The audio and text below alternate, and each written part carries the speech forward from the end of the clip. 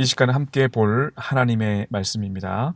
이 시간 볼 하나님의 말씀은 미가서의 말씀입니다. 미가서 7장 1절부터 6절까지의 말씀입니다. 미가서 7장 1절부터 6절까지의 말씀입니다. 제가 봉독하도록 하겠습니다. 재앙이로다 나여 나는 여름 과일을 딴 후와 포도를 거둔 후 같아서 먹을 포도송이가 없으며 내 마음에 사모하는 처음 익은 무화과가 없도다. 경건한 자가 세상에서 끊어졌고 정직한 자가 사람들 가운데 없도다. 무리가 다 피를 흘리려고 매복하며 각기 그물로 형제를 잡으려고 하고 두 손으로 악을 부지런히 행하는도다. 그 지도자와 재판관은 뇌물을 구하며 권세자는 자기 마음의 욕심을 말하며 그들이 서로 결합하니 그들의 가장 선한 자라도 가시 같고 가장 정직한 자라도 찔레 울타리보다 더하도다. 그들의 파수꾼들의 날 곧 그들 가운데에 형벌의 날이 임하였으니 이제는 그들이 요란하리로다. 너희는 이웃을 믿지 말며 친구를 의지하지 말며 내 품에 누운 여인에게도 내 입의 문을 지킬지어다. 아들이 아버지를 멸하시며 딸이 어머니를 대적하며 며느리가 시어머니를 대적하리니 사람의 원수가 곧 자기의 집안 사람이로다. 오늘은 어떻게 하면 흥할 수 있을까? 어떻게 하면 흥할 수 있을까? 라는 제목을 가지고 하나님의 말씀을 함께 나누도록 하겠습니다. 역사를 뒤돌아보며 살펴볼 때 영원한 나라는 없었습니다. 한국 역사만 놓고 보더라도 고려도 망했습니다. 고구려도 망했습니다. 조선도 망했습니다.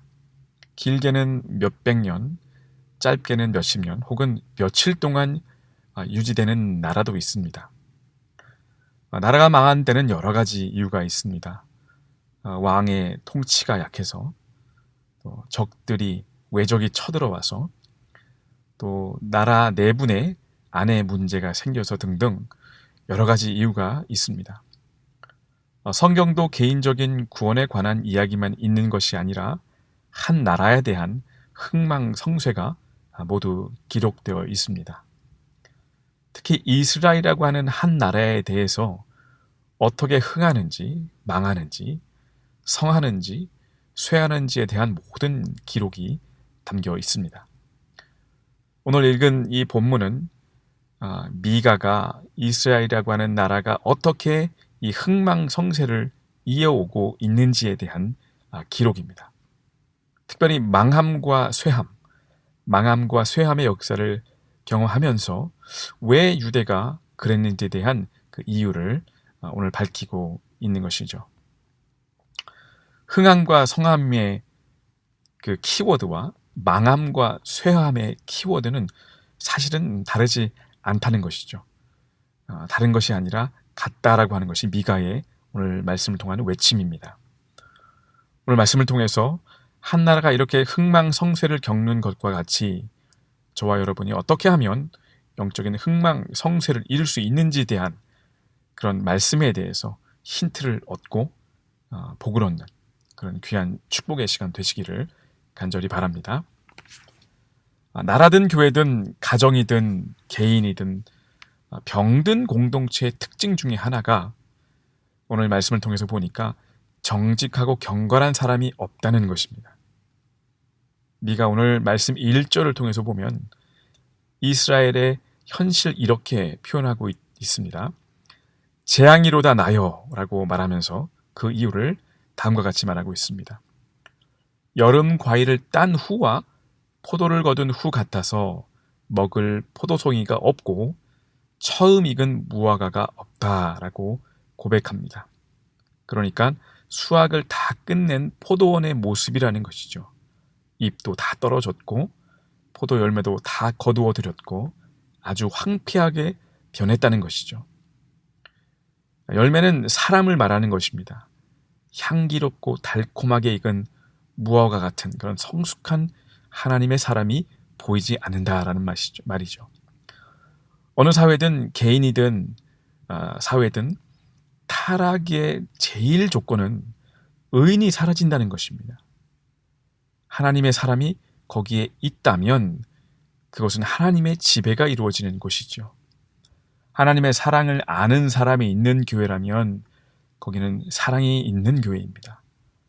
하나님의 은혜를 아는 사람이 있는 교회라면 거기는 은혜로운 교회입니다.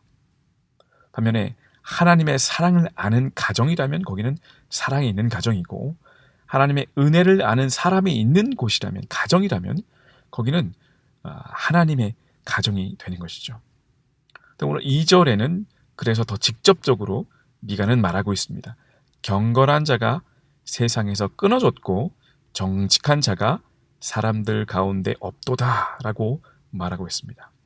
아무리 강대한 나라라고 할지라도 부정과 부패가 너무나 당연하게 벌어지는 그런 나라라면 버틸 수가 없는 나라이죠. 정직하지 못한 아간이라는 사람이 존재하는 한 아이성의 공격이 성공할 수가 없었습니다. 정직하지 못한 사울왕 때문에 이스라엘이 휘청했습니다. 한 사람이 정직하지 못한 결과로 이렇게 가정이 망하고 국가가 망하는데, 한 나라 전체가 정직하지 못한 경건한 사람이 끊어진 나라라면 오늘 1절 말씀대로 재앙이로다 라고 하는 미가의 탄식이 당연한 것입니다. 정직한 사람이 되시기 바랍니다. 경건한 사람이 필요한 시대에 경건한 사람이 되시기 바랍니다. 바로 그 한 사람 때문에 하나님께서 불쌍히 여기심을 우리가 입을 수가 있다고 하는 것입니다. 경건한 한 사람이 필요하다면 그 사람이 되시기 바랍니다. 정직한 사람이 필요하시다면 그 사람이 되시기 바랍니다. 먹을 포도송이와 잘 익은 무화과 같은 사람으로 서시기 바랍니다. 좋은 기계들로 가득 찬 공장이 있다고 하더라도 거기에는 공장 기계에 온오프 스위치를 필요에 따라서 눌러줄 그런 부지런한 공장장이 있어야 공장이 돌아갑니다. 잘 짜여진 프로그램으로 운영되는 교회라는 것은 없습니다. 존재하지 않습니다. 있어도 금방 시듭니다. 하나님이 기뻐하시는 교회는 건강한, 사랑이 풍성한, 기도하는 사람이, 하나님의 사람이 있어야 정말 좋은 교회입니다. 풍족하고 갖출 것 다 갖춘 부유한 가정이라도 서로를 위해서 희생하고 꾸준히 일을 마다하지 않는 사람이 있어야 그 가정이 하나님 보시기에 흥한 가정입니다. 저와 여러분은 어디에 속해 있든지 그 공동체에서 경건을 담당하고 힘든 일을 자처하며 정직으로 무장한 포도송이와 향기로운 무화과 같은 사람으로 서시기를 주님의 이름으로 축원합니다. 경건한 사람이 없어서 망하고 쇠하였다면 여기 보면 또 다른 이유가 나옵니다. 형제에 대하여 잔혹했기 때문입니다.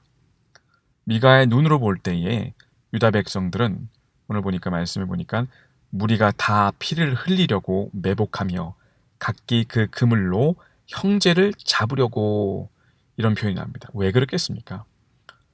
유다 백성들의 단면을 보여주는, 서로 피를 흘리려고 매복하며 그 그물로 형제를 잡으려고 한다는 그런 표현이 왜 나왔겠습니까? 말씀을 묵상하고 연구하고 보니까 이 말처럼 그물을 들고 다녔다는 그런 말이 아니죠. 이 당시 사회가 생존 경쟁을 했다는 것입니다. 온통 먹고 살기에 바빴다는 겁니다.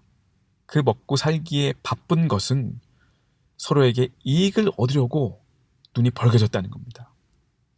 형제에게조차 기회를 기다렸다가 파멸케 하고 그 이익을 취하는 무서운 시대를 말하고 있는 것입니다. 굉장히 부지런하고 바빴는데 그 이유가 형제에게서 이익을 취하려고 그물을 치고 있었다는 것입니다. 사도 바울은 이러한 우리에게 이렇게 말씀하고 있습니다. 갈라디아서 5장 14절부터 15절까지 이렇게 말하고 있습니다. 온 율법은 내 이웃 사랑하기를 내 자신같이 하라 하신 말씀에서 이루어졌나니, 만일 누가 내 이웃을 사랑하지 아니하면 그는 나를 사랑하지 못하느니라. 내 이웃 사랑하기를 내 자신같이 하라 하신 말씀에서 이루어졌나니, 만일 누가 내 이웃을 사랑하기를 내 자신같이 하라 하신 말씀에서 이루어졌나니, 서로 물고 먹으면 피차 멸망할까 조심하라 라고 하셨습니다. 우리가 속해 있는 공동체가 만일 서로가 서로의 이익만을 취하기 위하여 존재한다면 어떻게 보이겠습니까? 손해를 보시기 바랍니다.